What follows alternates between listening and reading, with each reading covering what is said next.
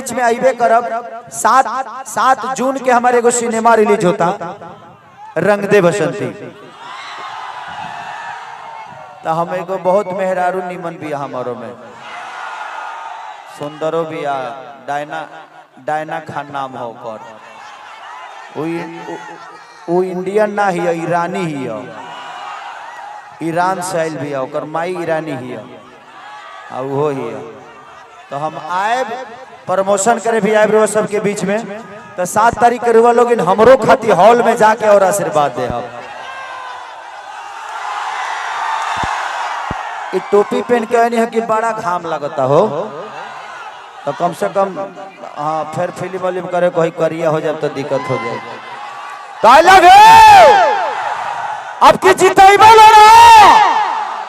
चला तो फिर से हमी के मिलल जाई टेंगो टेंगो। अरे बेचता नी ठेला पलीची देवरू बिछी देवरू कि नहीं लेगा तो दूसरा को देंगे। टेंगे टेंगे टेंगे टेंगे लेंगे लेंगे भौजी लेंगे लेंगे।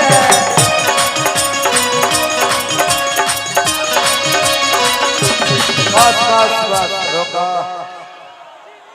कि कौन देवता के पूजा भई कि नींबू खोरा पूजा भई कैसे।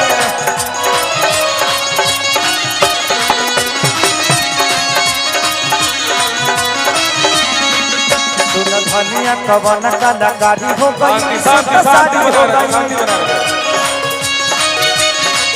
अभी बाडू तू कुंवारी बेकरारी हो गई कवन बीमारी हो गई।